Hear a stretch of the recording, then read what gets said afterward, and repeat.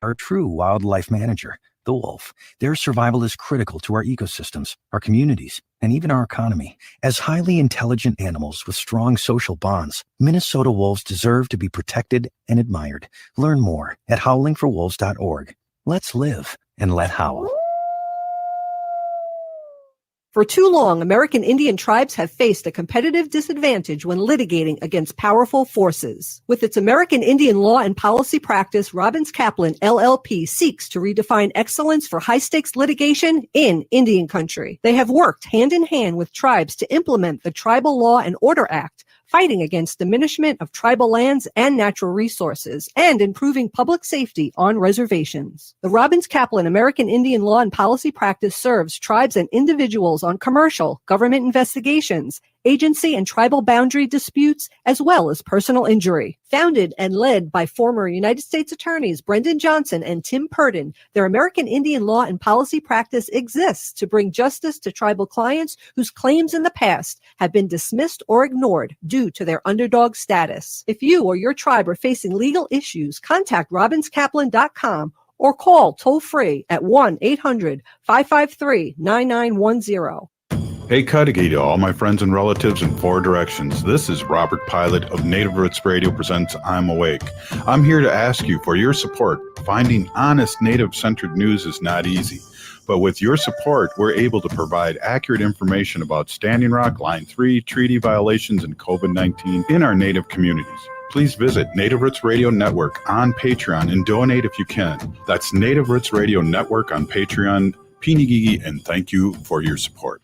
Hey, Ogimaa, I've been hearing a lot about this term, climate justice. What is that? Climate justice is recognizing that the negative impacts of climate change don't affect all people equally. It also means transitioning from a fossil fuel-based economy to a more sustainable future. MN350 is one of the groups that's pushing for this transition to protect our futures. You can even get involved too. That's great, especially since I'm concerned about pipeline projects like Line 3. How can I help MN350? Just find them on Facebook or visit mn350.org. With your AM 950 weather, I'm Brett Johnson. Look for cloudy skies overnight with a low around 15. Friday, about 2 to 4 inches of snow with a high near 19. And Saturday, sunny with a high near 16. Victor's 1959 Cafe on Grand Avenue is a little piece of Cuban cuisine right in South Minneapolis. All of your Cuban favorites are there, like the mango pancake, sandwich cubano, seafood paella, and more. Plus, takeout is still available. More at victors1959cafe.com. Portions of Native Roots Radio may be pre-recorded. It's a good day to be indigenous. Get up, stand up. They are going to become more brutal. Cody Cup, hitting the cut again. Because all the hippies were trying to be Indians anyway. They're going to become more repressive because it's a matter of dollars and their illusionary concepts of power. Hey, Victor. We must live in balance with the earth. And also with recent happenings at Wounded Knee. I am awake. Hi, everyone, and welcome to Native Roots Radio presents I'm Awake, and I'm your host today, Wendy Pilot, also known as Hanajihihani. Robert is attending a Ho-Chunk legislative meeting, but he'll be back tomorrow. On Native Roots Radio presents I'm Awake, we discuss national and Twin Cities Native American news and events. And as we all know, Native issues are human issues and human issues are Native issues. This portion of the show is brought to you by Alliant Energy, powering beyond. On today's show, we have Robert Lilligren. Robert is the president and CEO at the Native American Community Development Institute, NACD. And we'll also talk to Tammy Thies, who is the founder and executive director at the Wildcat Sanctuary in Sandstone, Minnesota. And she's going to be telling us about a wildcat rescue of an African serval cat that's happening right now. But first, let's get to Ogimaa with the news and events that you won't hear anywhere else. Welcome, Ogimaa. Hello, Adim Bonjour, Wendy. It's good to see you today. I am Ogimaa Ganuakwe. Yeah, before you get started, you know, when you and I host the show, it's once a month on a Monday and a Tuesday. And the other day I said, girl power, that's us. But what I should have said is women power. So I want to correct myself because I don't want to offend anybody because we're not girls, we're women. So go girl power, Ogimaa. Thank you, Wendy McGwitch, for that. I'm Ogimaa Ginuikwe, which means Strong Golden Eagle Woman, and I'm a member of the Red Lake Nation in northern Minnesota. I'm coming to you live from central Minnesota today, and I do have a little bit of news coming up here on the Stop Line 5 fight, which is coming to Wisconsin. And seeing as we've got so many new stations that are airing us in Wisconsin, excuse me, I figured I'd let you know something similar to what happened with Line 3 in Minnesota is coming to Wisconsin. So coming up here, there's two events that are both hosted by the same group. The group is Shut Down Line 5, Protect the Water. This next Thursday, January 20th at 7 p.m., they're hosting a Zoom meeting where you can join community members to learn more about how Enbridge's Line 5 may impact you and the lands and waters around you. They're going to be sharing more information about it coming soon. That event looks really interesting. Again, that's Thursday, January 20th from 7 to 8:30 p.m. through Shut Down Line 5, Protect the Water. And another event they're hosting the following Thursday on January 27th from the same time, 7 to 8:30 p.m. is Stop Line 5, Learn the Basics and How to Testify. I know that I've talked about it in the past, but right now the Wisconsin DNR is hosting a virtual hearing and for those who wish to testify. The DNR is hosting a virtual hearing, and those who wish to testify can come learn the basics of Enbridge's Line 5 tar sands pipeline and how to testify in opposition to the fossil fuel project. Again, that's with Shut Down Line 5, Protect the Water, next Thursday, the 27th. Of January at 7 p.m. So that's right after Native Roots Radio. Then this next Thursday and the following Thursday, you can get involved to help shut down Line 5 in northern Wisconsin. So I wanted to make sure that everybody in Wisconsin who's tuning in, we appreciate you listening to us and that you know that that's coming up. Here in Minnesota, we always, the Line 3 pipeline was supposedly completed, but here's your reminder that 1 week from today on January 21st, the aquifer that was breached near Clearwater, Minnesota will have been leaking what is likely thousands of gallons of water for exactly a year. The pipeline company Enbridge Energy, during their replacement project of Line 3, did breach that aquifer in violation to their permit, and the state of Minnesota fined them $3.3 million, I believe, and charged them with a misdemeanor. Meanwhile, they are charging water protectors who tried to stop the pipeline and the implications from it, such as that breach of a aquifer, have been charged with felonies. So every Monday, if you're in the Twin Cities area, Women Against Military Madness, the Climate Justice Committee, and the Veterans for Peace Chapter 27 of Minneapolis are hosting a Pipeline Blues vigil outside of the Minnesota Governor's residence, which is at 1006 Summit Avenue in St. Paul. Everybody is welcome. Bring your own signs and spread the word. They are, again, doing this every Monday, starting at 3:30 p.m. until 4:30 p.m. to let Governor Tim Walz know of Minnesota that we still don't approve of the fact that Line 3 got put through in Minnesota. A cool event that is coming up, well, I guess I don't know if it's an event, it's a project. This was shared via the Indigenous Environmental Network from Northern Minnesota. The Rural Cinema is a training institute and community engagement program aimed at supporting rural leaders across the United States using films as a resource in their work. They're looking for projects, and applications for the Rural Cinema 2022 are now being accepted. You can sign up and apply. I'm seeing two dates on the website. It says apply by January 17th, which is next Monday, or it's also saying January 22nd is the deadline for projects. You can figure out how to submit and what the rules are at workingfilms.org, and then clicking on projects and clicking on Rural Cinema. So it's really about community engagement and areas in rural areas advancing environmental justice. So if you're a filmmaker and that's something that you're working on and you haven't heard of this project yet, make sure you sign up for that. Let's see. And other big news, I wanted to talk about this on Monday, but unfortunately with the passing of Clyde Belcourt, we did take some time earlier, the first 3 days this week to talk about that with our guests. Wendy, you and Robert mentioned this to me last night, but the Mille Lacs Band of Ojibwe partnered with Rosetta Stone to offer Anishinaabe or Ojibwe language via Rosetta Stone. Fantastic news. It is really fantastic news. And the other fantastic part of that news is if you are a Mille Lacs Band member or a descendant of the Mille Lacs Band of Ojibwe, the Ojibwe language package from Rosetta Stone is actually free to you. So I'm going to be sharing that poster so that you can check that out on Native Roots Radio's Facebook page, or you can check it out on the Mille Lacs Band of Ojibwe page. There's a QR code and a link. If you're a Mille Lacs Band member or descendant, you can get that Rosetta Stone program for free. If you are not a Mille Lacs Band member, you can, I believe, still use Rosetta Stone to learn Anishinaabe, which is really exciting. So I wanted to let people know that that was happening. And a little bit of bummer news towards the end of my news here. A pipeline has spilled 300,000 gallons of diesel near New Orleans as of January 12th, which was yesterday.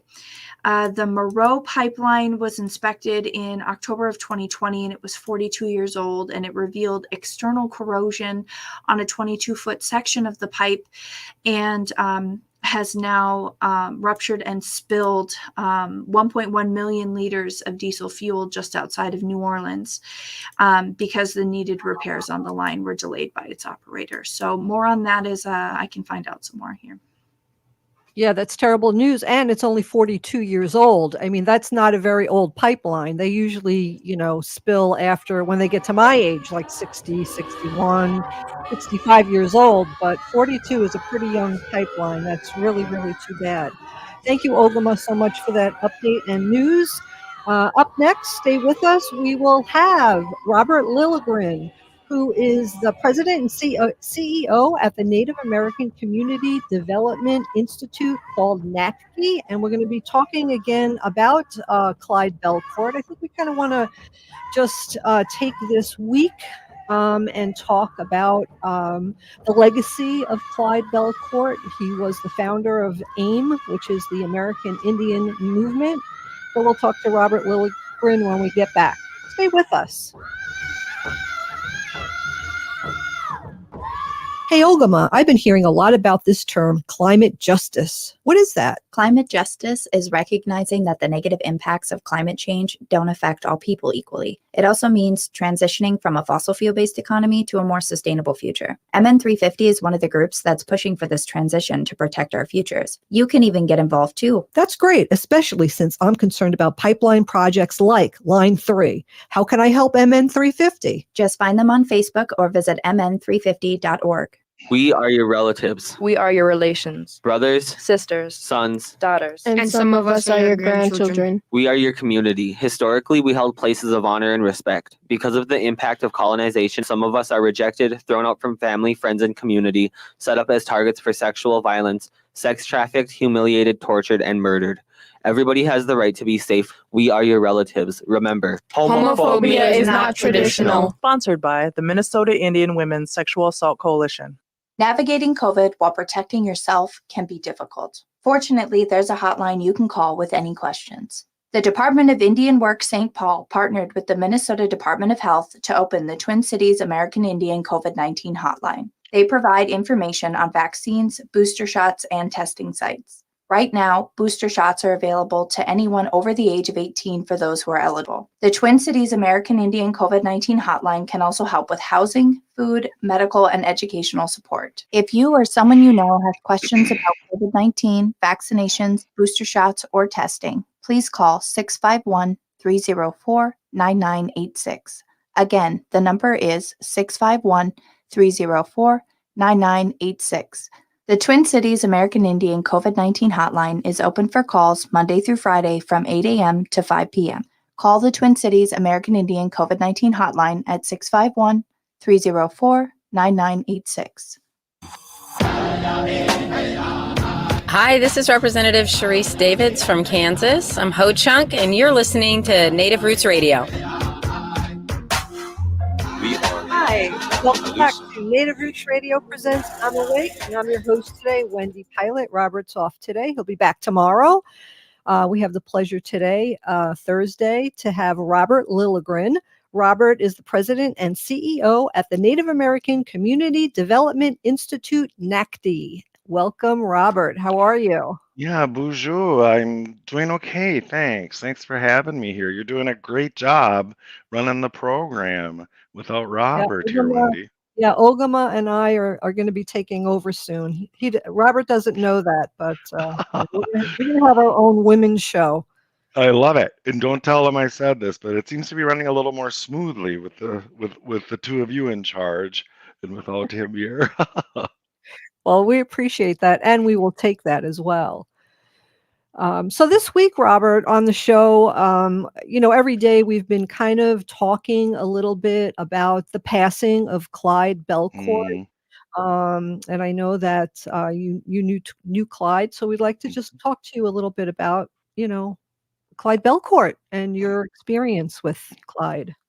Yeah, I appreciate it. I just feel like we can't do enough to pay tribute to the work that Clyde has done. And he's a giant, right? He's a giant not just in our community, but a giant around the world for the advancement that he made in Indigenous rights and just being courageous enough to step into places that Native people hadn't really stepped into before. And he was always a great ally, teacher, guide to me, especially when I was on the Minneapolis City Council. He never hesitated to tell to correct me when I needed correcting, and he never hesitated to support me when I needed supporting, and I was very grateful. Yeah, I know he has quite the legacy. Also, you've talked about the Franklin Avenue corridor and all the things that have become about for the Native American community, and how Clyde had his hand in a lot of that. Right. When I sit in my office right there on East Franklin on the American Indian Cultural Corridor, and within 6 blocks of any direction, there's probably 40 some Native organizations, tribes, headquartered right there. And that's really the legacy of Clyde Belcourt and AIM, to establish these anchor institutions to improve the lives of Native people. And they're still going. These organizations are 40, 50 years old and still going strong into the next generations. Yeah, which is great. It's always hard to lose somebody of Clyde's magnitude, and other leaders as well. When we lose those leaders, what kind of impact does that have on the Native American people? Right. And so many. We've been losing so many people. I mean, just this month even, there's just been a lot of loss of elders. And I was in a community meeting today, Zoom community meeting, and we were talking about that. And of course, we want to honor Clyde, and we need to make sure we're honoring these other elders that we're losing. And some of them may not have the stature that Clyde had, but still they're cultural carriers. They educated us, and so we're trying to think as a community what we can do to honor Clyde and some of the elders that we lost. Yeah, especially when they're language speakers also. That's so important. The language speakers, when we lose those language speakers. Wow. Right. And so many I call them the founders, the people who founded AIM, founded these organizations, people like Laura Waterman Woodstock and others that we've lost recently. And that's a huge loss, right? To lose people like that, these cultural carriers. And I was talking to one of my colleagues, Alich Laker, today, Carrie Day Aspinwall, and we're about the same age, and so we're saying, they're gone. Now, it's us. We need to step forward. We need to take the positions of elders and moving the community forward. Yeah. And the young people too. There's a lot of people that, Robert and I know who are very, very involved. And that's so great to see. So Right. we And just, that's part of their legacy, right? That's part of Mhm. Clyde's legacy and the founders. And sorry, I didn't mean to interrupt you, No. but I think that's an important point. They were thinking generations, right? So they were in a certain place in the 7 generations. We're in a certain place. These young people coming up are in a certain place. And I think that's really testament to Clyde's and the founders' good work is that it's working, right? And the conditions of Native people will improve as Native people step forward based on a strong understanding of who they are, of their language, their culture, their spirituality, and it's up to us, right? And now it feels like it's even more up to us. Yeah. Whoever's left here needs to, like Robert always says that on every show, we need to resist, divest. We need to join a group. We need to run for office and just get involved.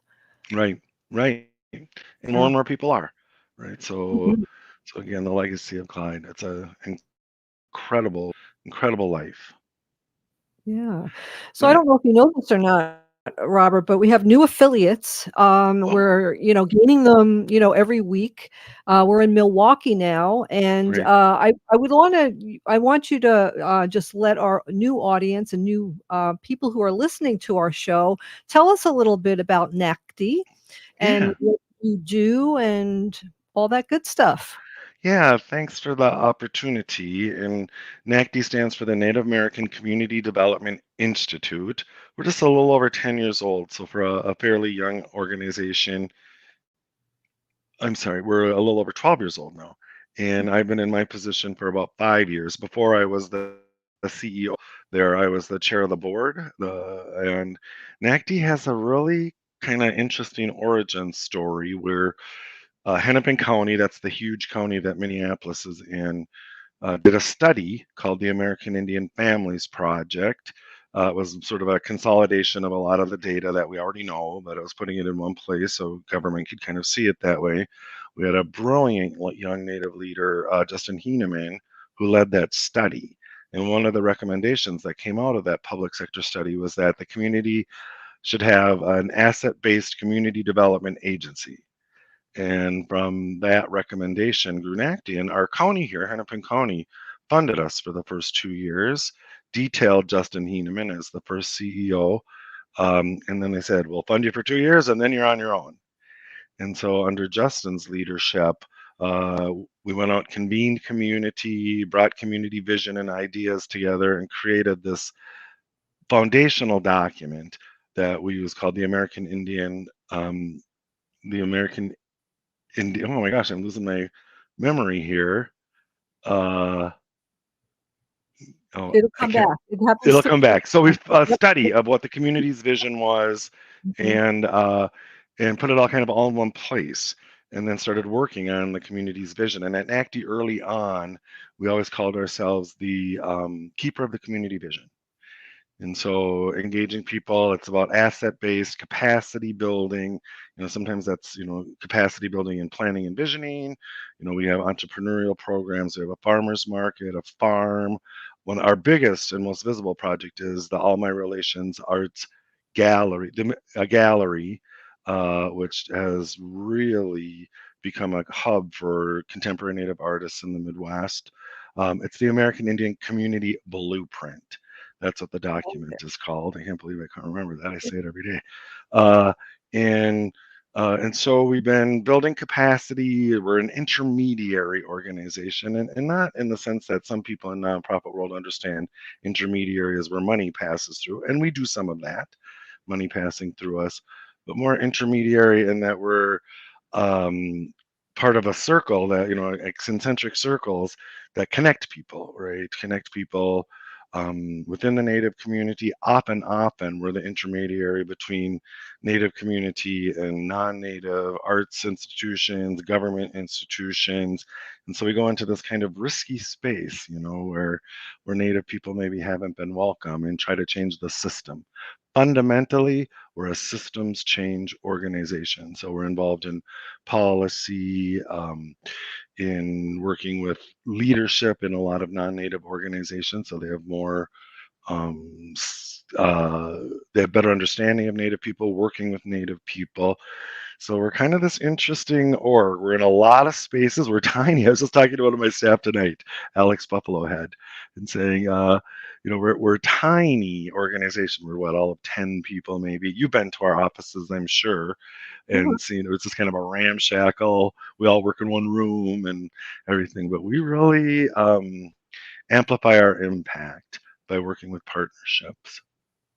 Well, that's wonderful. It really is. The other night, I think it was on the news or maybe 60 Minutes, they had a program on where they put two people on opposite sides of their belief system. They'd put a Democrat and a Republican, and they would not let them talk about politics.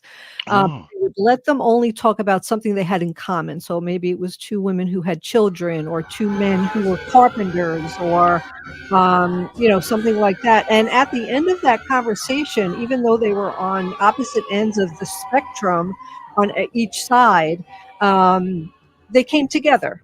Together. So it kind of you talking about that kind of reminds me of that conversation. So I think we all need to work together to come together. I agree. Commercial break right now, and when we come back, we'll hear more from Robert Lilligren. Listen to the music, and we'll be right back. Stay with us.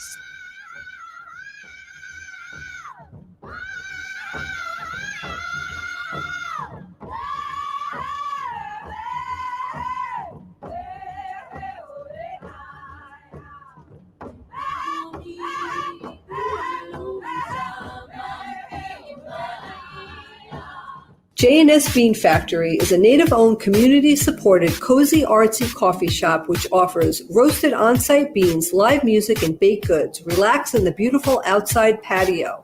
City Pages writes, voted top 10 coffee shops. Tucked into a quiet corner of St. Paul's Highland Park neighborhood, this coffee shop roasts beans on-site from the best coffee-growing countries in the world. Located at 1518 Randolph Avenue, St. Paul. The good stuff. Aho, relatives. My name is George McCauley, Omaha Nation. I'm a citizen of the Omaha Nation in Nebraska, but reside in the Twin Cities area. As we head into wintertime, many of us will be back together indoors. It's important to make sure you receive your COVID booster shot. Those 65 and over are recommended to receive their booster dose. Older Americans are more at risk for complications for COVID-19. So get your booster shot to make sure you stay safe and healthy this winter. All 3 COVID vaccine boosters have been approved. Find a vaccine site by calling 651-304-9986 or go to this website, vaccineconnector.mn.gov. 651-304-9986. or go to vaccineconnector.mn.gov. Hey, Ogimaa, I've been hearing a lot about this term, climate justice. What is that? Climate justice is recognizing that the negative impacts of climate change don't affect all people equally. It also means transitioning from a fossil fuel-based economy to a more sustainable future. MN350 is one of the groups that's pushing for this transition to protect our futures. You can even get involved too. That's great, especially since I'm concerned about pipeline projects like Line 3. How can I help MN350? Just find them on Facebook or visit mn350.org. Hello, Minneapolis. It's Randy Rhodes on your radio in the heart of the Midwest every weeknight from 10 to midnight on AM 950. This is Frank Brown, owner of Minuteman Press Uptown. We've been working with political campaigns and nonprofits for years, helping with their printing and promotional needs.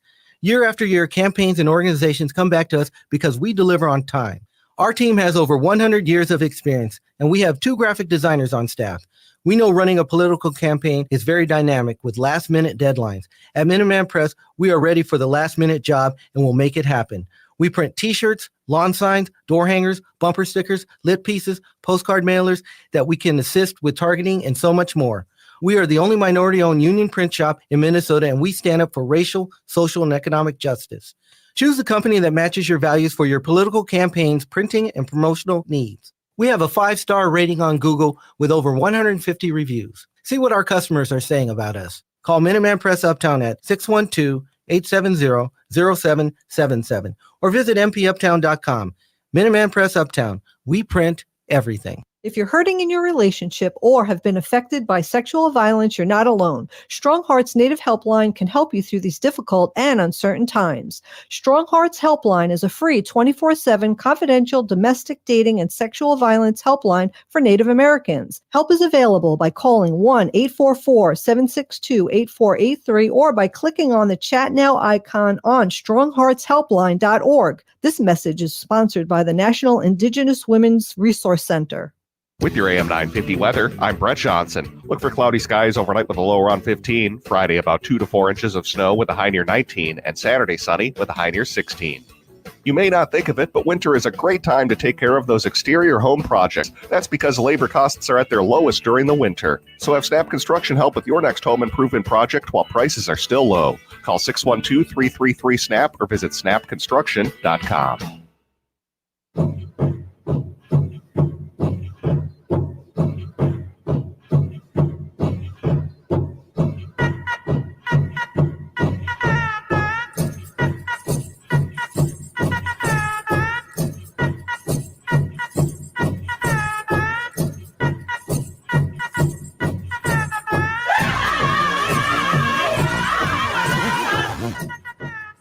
Hi, and welcome back to Native Roots Radio Presents I'm Awake, and I'm your host today, Wendy Pilot. Robert will be back tomorrow. This portion of the show is brought to you by the Minnesota Indian Women's Sexual Assault Coalition. We are talking with Robert Lilligren. Again, Robert is the president and CEO at the Native American Community Development Institute, NACD. I always feel like that's a big mouthful for me. It is. It is. Who knows? Maybe someday we'll make it a catchier name. Yeah, no, it is a catchier name. Just my mouth is hard for me to say all that. Other people it comes easy, but for me it's a little bit of a mouthful.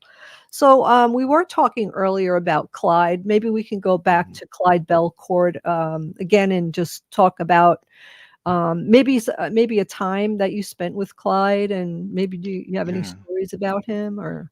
Oh yeah, and it's amazing how many people have stories about him. And since he walked on, and people have been reaching out to me, they've been reaching out to everyone, I'm sure. But I have a close friend, activist, community activist that I've known, non-native, that I've known for 30 plus years, I suppose. And I never knew she had this history. When she was a teenager, she would demonstrate for treaty rights, spearfishing rights.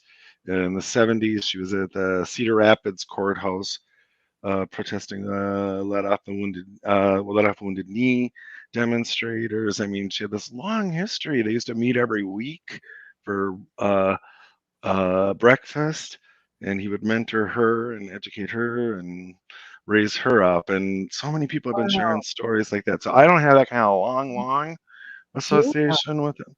He and my dad used to hang out when they were young and troublemakers, but then and I knew who he was, of course, from the community and stuff. But when I got on city council, that's when I got to work more closely with him. And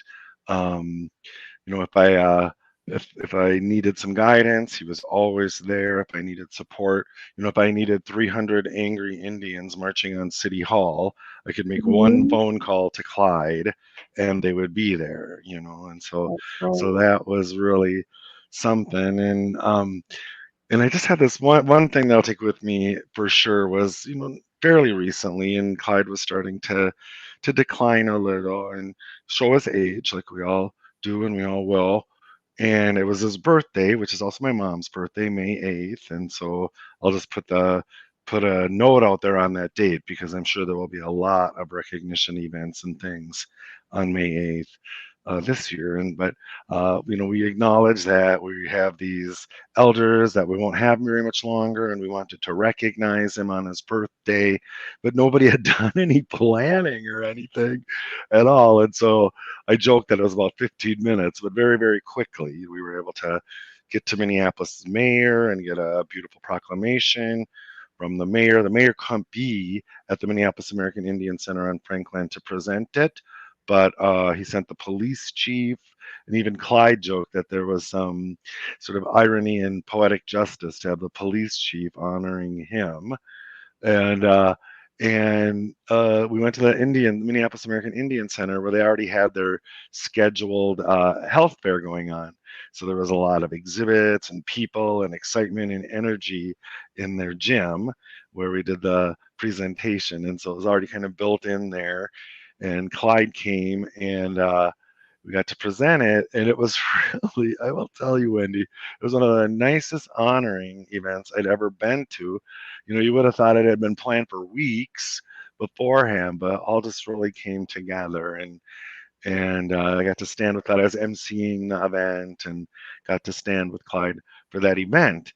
And one of the things, folks that know Clyde, he was a talker. If you gave him a microphone, he held on to it, sometimes very long. But at this honoring, the mayor wanted him down in City Hall at a certain time so he could, recognize and honor him in person. And so Clyde only had a short time before he had to leave for City Hall, maybe 10, 15 minutes or something. So we introduced Clyde, presented, honored him, people said a few words, then he had the microphone, but he didn't have any time to speak. So he gave maybe a less than 10-minute speech and then had to leave. And I remember joking after he was done speaking, and as I said, okay, this is a historic moment. We all just heard Clyde Belcourt give the shortest speech he has ever given in his life. And he laughed, everyone laughed. It was really a moving moment.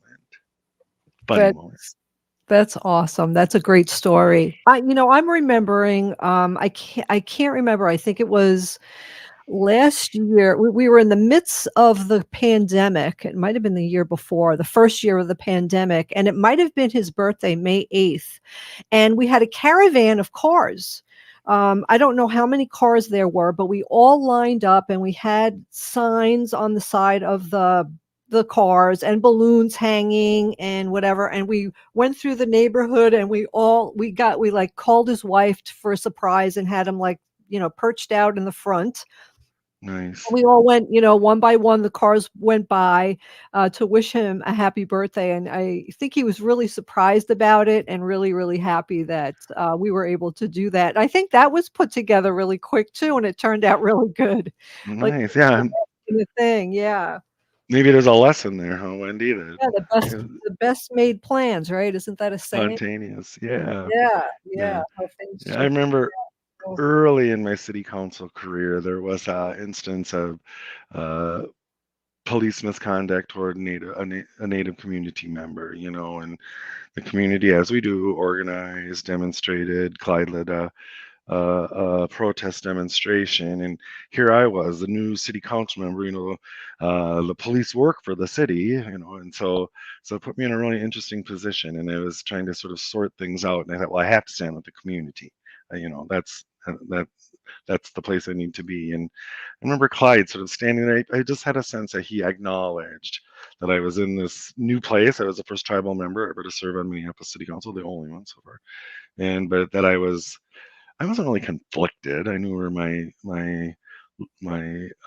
loyalties lied, but it was an interesting position to be in, and it really meant something to have him standing right next to me, supporting me. Yeah, that must be really hard to have a conflicting ideas, but being able to, I don't want to say appease both sides of the fence, but at least be open-minded and work together is something that I know Robert has told me that you have done over the years magnificently. And that when Robert was, running for his office of Ho-Chunk legislator, he came to you and asked you for so much advice.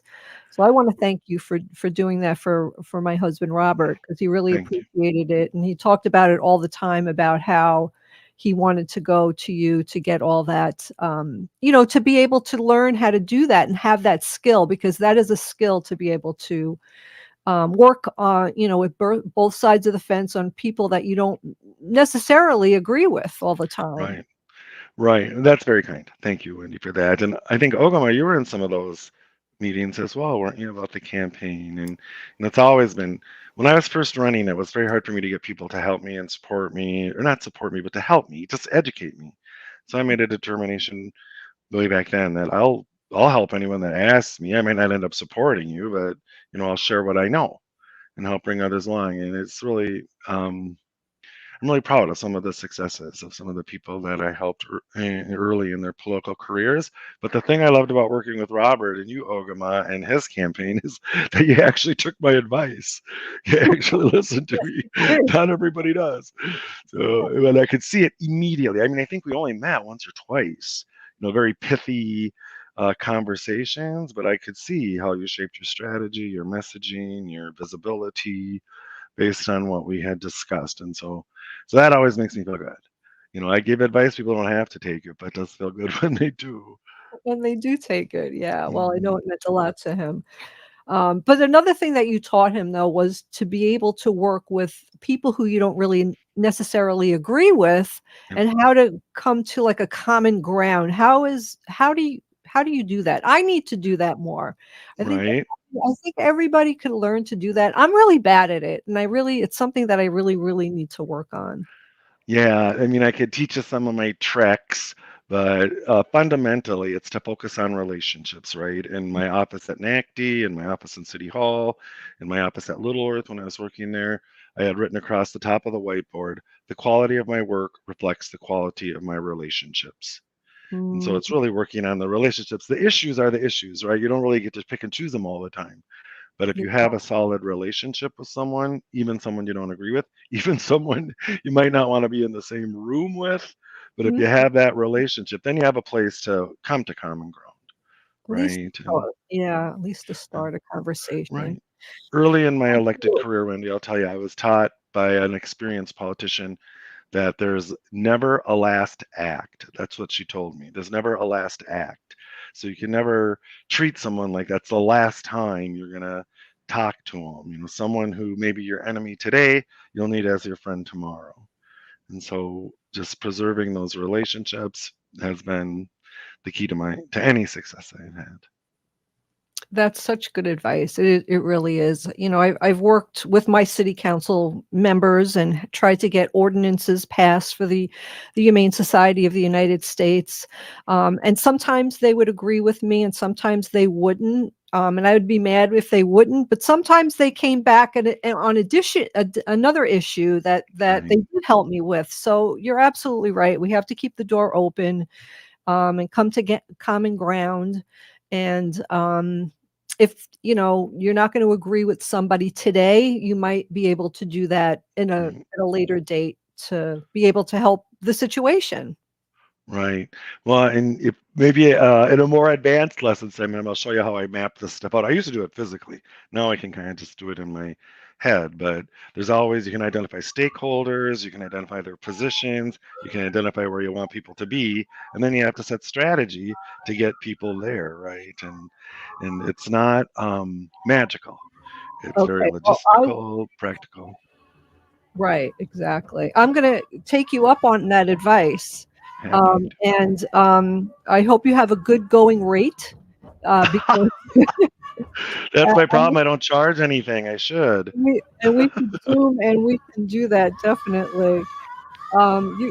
You've been listening to Native Roots Radio presents I'm Awake. We were just finishing with Robert Lilligren. Robert is the president and CEO at the Native American Community Development Institute. And next up, we're going to be talking to Tammy Thies, who is the founder and executive director at the Wildcat Sanctuary. Stay with us. Hey, Wendy, what are we doing for dinner after the show? How about we go to J. Selby's on 169 Victoria Street in St. Paul? They have a delicious plant-based menu that's compassionate and environmentally sustainable. I'm getting their spot-on vegan Big Mac, the dirty secret. You can pick up and they deliver within a 5-mile radius, or you can call them at 651-222-3263 or visit jselbys.com. Well, you sold me, Wen. Let's go order at J. Selby's tonight. I'm hungry. Aho, relatives. My name is George McCauley. Umaha Nashinga. I'm a citizen of the Omaha Nation in Nebraska. As we head into wintertime, many of us will be back together indoors. It's important to make sure you receive your COVID booster shot. Older Americans are more at risk for complications for COVID-19. All 3 COVID vaccine boosters have been approved. Find a vaccine site by calling 651-304-9986 or go to vaccineconnector.mn.gov. Hey, Cudahy to all my friends and relatives in 4 directions. This is Robert Pilot of Native Roots Radio presents I'm Awake. I'm here to ask you for your support. Finding honest Native-centered news is not easy.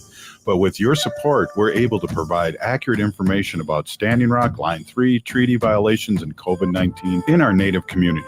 Please visit Native Roots Radio Network on Patreon and donate if you can. That's Native Roots Radio Network on Patreon. Pinigigi, and thank you for your support. J&S Bean Factory is a Native-owned, community-supported, cozy, artsy coffee shop which offers roasted on-site beans, live music, and baked goods. Relax in the beautiful outside patio. City Pages writes, voted top 10 coffee shops. Tucked into a quiet corner of St. Paul's Highland Park neighborhood, this coffee shop roasts beans on-site from the best coffee-growing countries in the world. Located at 1518 Randolph Avenue, St. Paul. The good stuff. You're listening to Native Roots Radio. This is Spirit from Reservation Dogs. Get up and listen.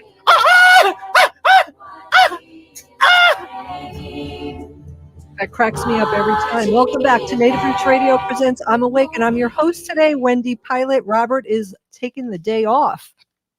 This portion of the show is brought to you by Howling for Wolves, protecting wolves for future generations. Howl. We always do that howl. I'm really excited. This is the sacred animal portion of Native Roots Radio. And today I have Tammy Thies, who is the founder and executive director at the Wildcat Sanctuary in Sandstone, Minnesota. And she's going to be talking to us about a rescue that's taking place right now of an African serval cat. Welcome, Tammy. How are you? Good. Thank you for having me. Yes, we're excited to have you. I'm friends with you on Facebook. I'm friends with the Wildcat Sanctuary on Facebook.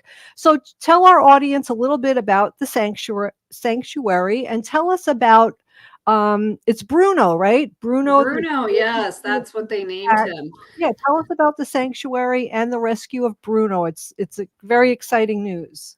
Well, wonderful. I run the Wildcat Sanctuary in Sandstone, Minnesota, and we're a nonprofit that rescues exotic cats. So we have over 125 lions, tigers, cougars, oh my, as people like to say.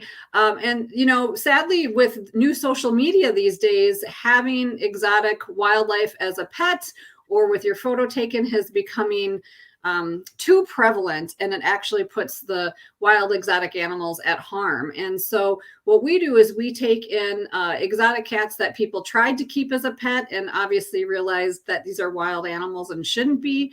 We take them in from zoos that can no longer house them or authorities that seize them under different conditions. And this one was an interesting case because we saw a news article on the East Coast, actually near Boston, that this African wildcat, who is not native to the U.S., was found roaming in a neighborhood and obviously was injured. He was starving. He was very, very skinny. And so they went on the hunt to try and trap him humanely, determine who he is, what he is, and went to the MSPCA there, and they took him in and realized that he was a loose pet, that it was illegal in their state, as in many states. And he was not successfully doing well on his own, and he had severe, severe trauma to his back leg. So we, as an accredited sanctuary and a member of the Big Cat Sanctuary Alliance, we talked to them and offered our services as well as other sanctuary services. And we worked with their orthopedic surgeon. And sadly, it was determined that he needed to have his leg amputated. If you can see here, the knees are not aligned. This seems to be from trauma, whether he was hit by a car or got his leg caught in something, we don't know. But he had a fracture in both his hip area and down the leg. And it just at that point had been an old fracture. He'd been loose on his own in cold climate. And we agreed that removing that leg, he would do great on 3 legs, and he would recover quicker. And then we can focus on getting some weight on this poor guy who is really underweight. So he has been there for almost a week, and you can see here in the photo how thin he actually is. And African servals are thin cats. They actually roam the savannas, and they can be anywhere from 20 to 40 pounds. This little guy is 19 pounds. We're estimating him at about a year old. He still looks like an adolescent. And so we worked with them to do everything we do on an intake exam, because when we rescue animals, most of these exotic cats haven't had proper veterinary care or diets that have been tried to be kept as pets. And so we run full blood work, x-rays, everything to determine if he had any metabolic bone disease, how his kidneys and things are functioning, and kind of help determine his age.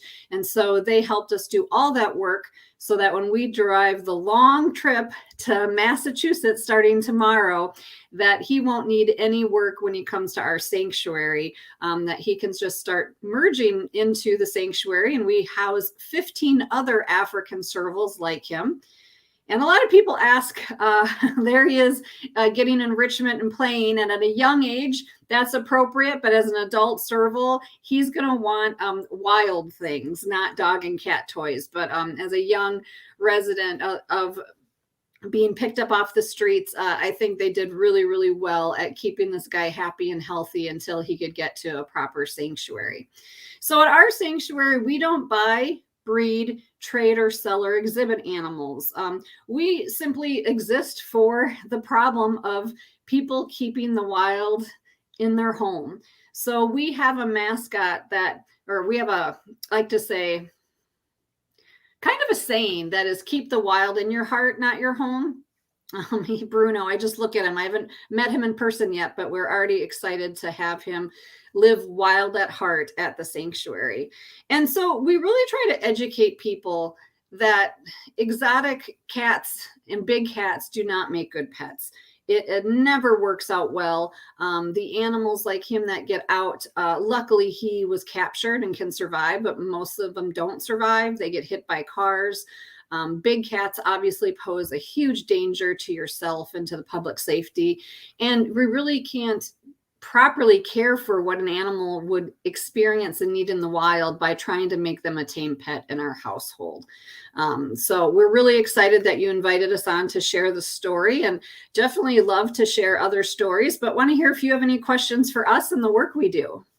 Well, I wanted you to let our audience know how we could help Bruno. How can people donate? Because I know that this costs a lot of money. I mean, you're bringing a van across the United States to Massachusetts, like a 3,000-mile trip back and forth, and his veterinarian care and just the care to, keep Bruno. So tell our audience how they could help. Well, wonderful. Well, there's ways you can kind of connect with a wild animal safely, we like to say, and that is through the sponsorship program.